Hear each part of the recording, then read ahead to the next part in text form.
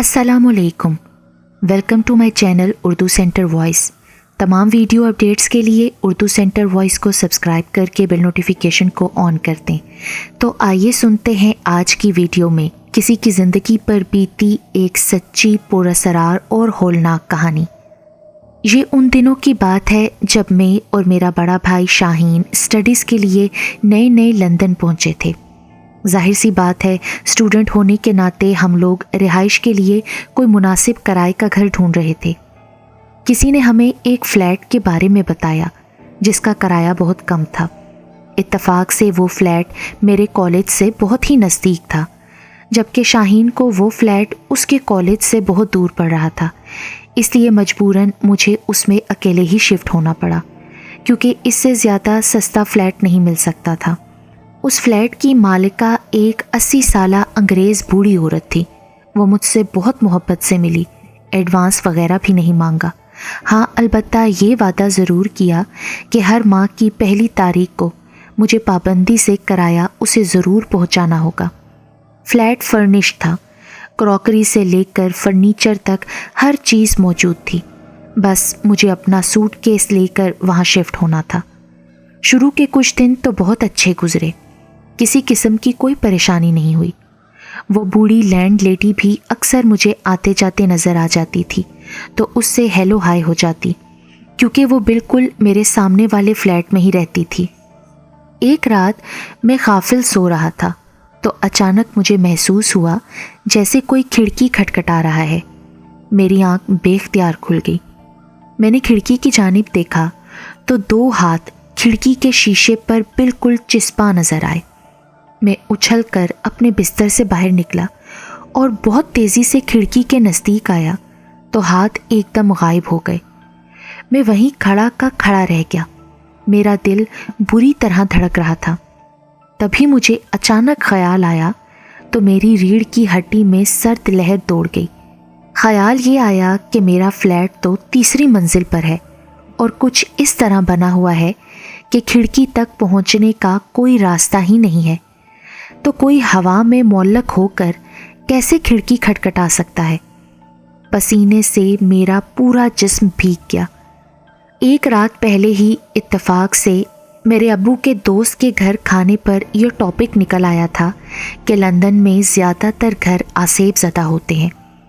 फिर बात हंसी मजाक में टल गई, लेकिन इस वक्त वही बात अपनी पूरी सच्चाइयों के साथ मेरे सामने थी। मैंने एकदम अपने कमरे की लाइट जला दी, लेकिन डर किसी सूरत कम नहीं हो रहा था। तभी एक बार फिर खिड़की पर ज़ोरदार दस्तक हुई।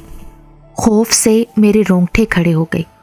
मैंने जब दोबारा खिड़की की तरफ देखा तो सामने खिड़की पर फिर वही 2 हाथ दस्तक देते हुए दिखाई दिए। मेरे तो हाथों पैरों में से जैसे जान ही निकल रही थी। अचानक ही कमरे में घुप अंधेरा छा गया। लंदन में लाइट जाने का तो कोई तसव्वुर ही नहीं। एक लम्हे को तो मैं खौफ की शिद्दत से बिल्कुल ही बेजान हो गया। तभी मुझे ऐसा महसूस हुआ जैसे वो खिड़की धीरे धीरे खुल रही है। मेरे जिस्म में जैसे बिजली सी भर गई। मैं उठा और पूरी कुव्वत से बाहर की तरफ भागा। अंधेरे में मुझे तो दरवाज़ा भी नज़र नहीं आ रहा था। मैं दीवानावार दरवाज़ा तलाश करने की कोशिश कर रहा था कि लाइट झम से जल उठी। मैंने पीछे देखे बगैर दरवाज़ा खोला और बाहर निकल आया। अंदर कमरे से लगातार मुझे दस्तक की आवाज़ सुनाई दे रही थी। बाहर निकलकर कुछ देर तो अपनी सांस काबू में करने की कोशिश करता रहा। समझ में नहीं आ रहा था कि क्या करूं। टेलीफोन चूँकि कमरे में ही लगा हुआ था तो मैं अपने भाई शाहीन को भी फ़ोन करके नहीं बुला सकता था। मैं आधी रात को स्लीपिंग सूट में फ्लैट के बाहर खड़े सोच रहा था कि अब क्या करूं।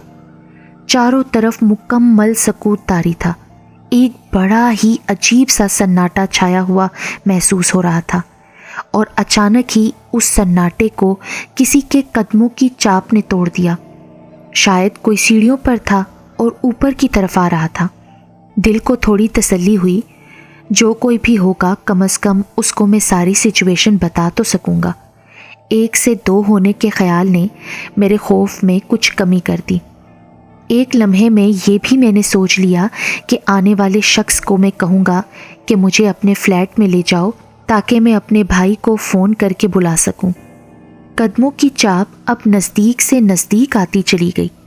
میں آنکھیں پھاڑ پھاڑ کر سیڑھیوں کی طرف دیکھ رہا تھا۔ سامنے سیڑھیوں سے قدموں کی آواز تو صاف سنائی دے رہی تھی، لیکن کوئی نظر نہیں آ رہا تھا۔ او خدایا، مجھے تو جھرجھری سی آ گئی۔ کچھ سمجھ میں نہیں آ رہا تھا کہ کیا کروں۔ تبھی میں نے کچھ بنا سوچے سمجھے سامنے والے فلیٹ کی طرف دوڑ کر اس کا دروازہ کھٹکھٹایا، جس میں میری لینڈ لیڈی رہتی تھی۔ بہت زور زور سے میں نے دروازہ دھڑدھڑایا، لیکن یہ دیکھ کر میں حیران رہ گیا کہ میرا ہاتھ پڑتے ہی وہ دروازہ زور سے اندر کی طرف کو کھل گیا، گویا وہ ٹھیک سے بند ہی نہ تھا۔ شاید وہ خاتون دروازہ بند کرنا بھول گئی تھی۔ میں بنا کچھ سوچے سمجھے اندر گھس گیا۔ اندر سارے گھر کی لائٹس بند تھیں، بس سامنے والے کمرے میں ایک مدھم سی روشنی پھیلی ہوئی نظر آ رہی تھی۔ مسز رابرٹ، میں نے ان کے کمرے کے نزدیک جا کر پکارا، لیکن کوئی جواب نہیں آیا۔ شاید وہ کوئی میڈیسن لے کر سوتی ہوں، تبھی ان کی آنکھ نہیں کھلی، میں نے سوچا، اور ایک بار پھر زور سے پکارا، لیکن جواب پھر بھی نہ آیا۔ تب میں جھجکتا ہوا ان کے کمرے میں داخل ہوا۔ وہ سامنے ہی ریوالونگ چیئر پر بیٹھی ہوئی نظر آ گئیں۔ ارے، یہ تو جاگ رہی ہیں، پھر جواب کیوں نہیں دے رہی؟ میں جو پہلے ہی شدید خوف کے زیر اثر تھا، اس نئی افتاد پر مزید خوفزدہ ہو گیا۔ اس نیم اندھیرے کمرے کا ماحول بے حد پر اسرار لگ رہا تھا۔ میں آہستہ آہستہ چلتا ہوا ان کے نزدیک آ گیا۔ مسز رابرٹ، میں نے جھک کر ایک بار پھر انہیں پکارا، لیکن پھر ایک لمحے کو تو میں جیسے شاکڈ ہی رہ گیا۔ ان کی کھلی ہوئی بے جان ساکت آنکھیں جیسے مجھے ہی گھور رہی تھیں۔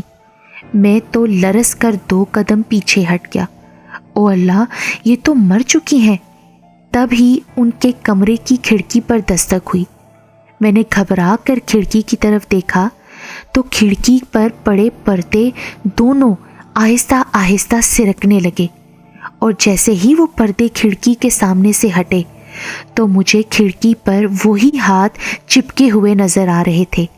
خوف کی وجہ سے مجھے اپنی آنکھوں کے سامنے اندھیرا چھاتا ہوا محسوس ہونے لگا۔ تبھی اچانک میری زبان پر آیت الکرسی کا ورد شروع ہو گیا۔ آیت الکرسی کا ورد کرتے کرتے میں لڑکھڑاتے ہوئے قدموں سے ان کے فون کی طرف بڑھا۔ میں نے فوراً ہی پولیس کو فون کیا اور بس اتنا ہی بتا سکا کہ یہاں ایک خاتون کی ڈیتھ ہو گئی ہے۔ پھر اس کے بعد میرا ذہن تاریکیوں میں ڈوب گیا۔ جب میری آنکھ کھلی تو میرے پاس میرا بھائی کھڑا تھا۔ صبح کی روشنی چاروں طرف پھیل چکی تھی۔ مسز رابرٹ کی لاش پولیس اٹھوا کر لے جا چکی تھی۔ ان کی موت طبیعی ہوئی تھی، لیکن میرا دل اس بات کو ماننے کے لیے تیار نہ تھا۔ مجھے پورا یقین تھا کہ ان کا مرنا بھی اس دہشت ناک واقعے کی ایک کڑی ہے۔ میں نے تو وہ فلیٹ اسی روز ہی چھوڑ دیا تھا۔ آج اس واقعے کو 25 سال گزر چکے ہیں، لیکن جب بھی وہ خوفناک رات اور وہ فلیٹ یاد آ جاتا ہے تو ایک خوف 400 پھیل جاتا ہے۔